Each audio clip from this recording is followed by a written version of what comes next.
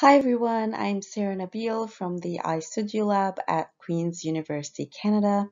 In this video, I'm thrilled to present to you the work I did with Open Lab at Newcastle University, UK around decoraction. So, home decor does not only define how people experience and share spaces, but the decorative elements are actually the interface of the home. Despite the opportunities of embedding technology with these decorative elements, research to date has not explored this fully. This pictorial brings interior decoration to interaction design in what we call decoraction, utilizing decorative elements as a vehicle to incorporate tangible interaction in domestic spaces. In an IKEA-like format, as you can see here, we designed a product catalog of our own prototypes that illustrate the possibilities of the nearest future. For example, on the left here, you can see the waterfall. This is a piece of interactive wall art that is color changing, painting, made using thermochromic paint on a conventional painting canvas featuring water. So this dynamic wall art changes the amount of visible water in the painting in response to the water consumption rate in the household. By accessing smart meter online readings, people can realize how much water is being consumed over time, not through numerical figures and graphs or charts, but through multifaceted aesthetics that is part of their interior decoration. So this color-changing painting relies on an impressionistic approach that is better suited to interior aesthetic experiences. Here is a matching partner to the waterfall painting and a soft version of it. In a white cotton background, the water drop cushion features a single drop of water in various shades of blues that also resembles our planet Earth, plus some flying birds far away. Once waterfall activates the increase of water consumption, it sends a wireless signal to its sister cushion to activate it as well, so causing the thermochromically painted water to begin slowly disappearing. For comfort, wires are eliminated and thermochromic paint is heated by interwoven copper thread. So whilst they are matching, the cushion will still work simultaneously with the waterfall painting even in another room through Wi-Fi signal. Occupants can see the change and thus appreciate running water and become more self-conscious of their usage once the cushion birds are found with no water in their world. On the right here you can see the Decor lamp with spots painted on the shades fabric with blue thermochromic paint that disappears with heat emitting from the light bulb over time. The more spots vanish from the lampshade, the more it raises occupants' awareness of their energy usage caused by the activated lamp over time.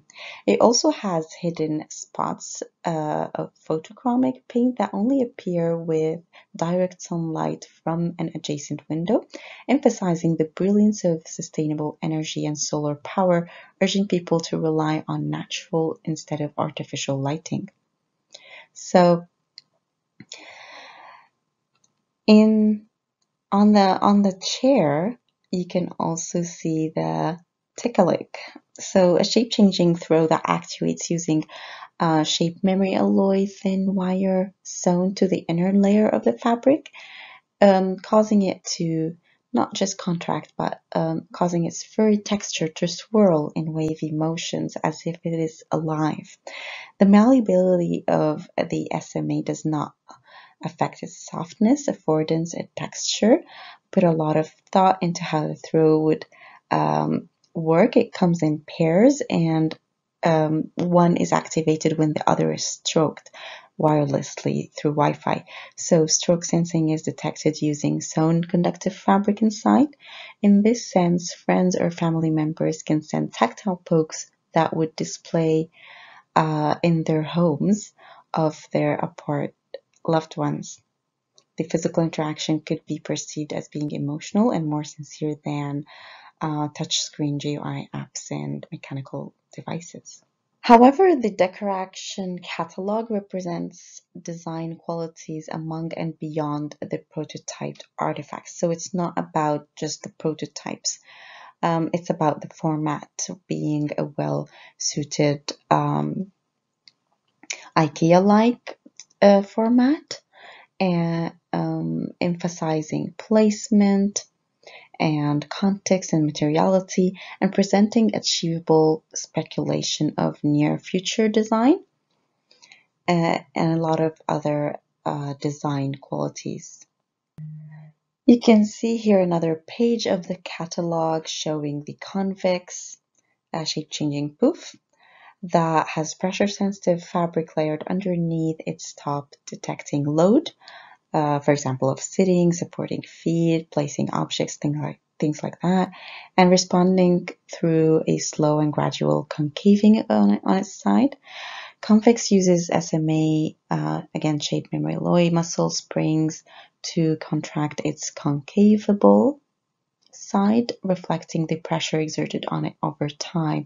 When objects are on top of it, are unloaded, the convex pops out again, slowly, and revert to its original round shape, reflecting during that relaxing time the history of carrying something over its back. So one couldn't initially distinguish the interactive capabilities of convex with its stylish contemporary design and concealing all its technology inside its vivid mustard upholstery. The leather rug is also a shape-changing rug that responds to ambient sound, specifically high pitches of loud voices or noises. So every time leather rug detects a loud voice, it deforms as a whole using SMA sewn underneath and relaxes, leaving behind small parts that are kept deformed. Here is another example. The heat-responsive tiles that changed their pattern in response to ambient heat in the kitchen or touch sensitivity, using nichrome wires embedded in the back of the tiles. Another one is the More vase, a shape-changing vase that responds to proximity when placing or watering the flowers. So it takes various morphing shapes depending also on hand manipulation.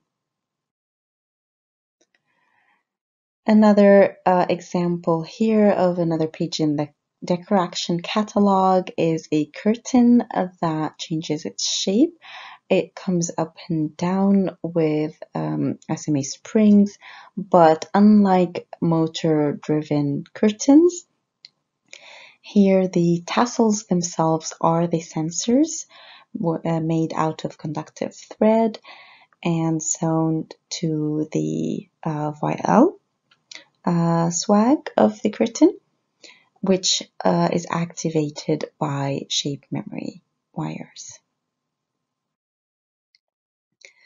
So as you can see, we've adopted a research through design methodology in 3 different phases.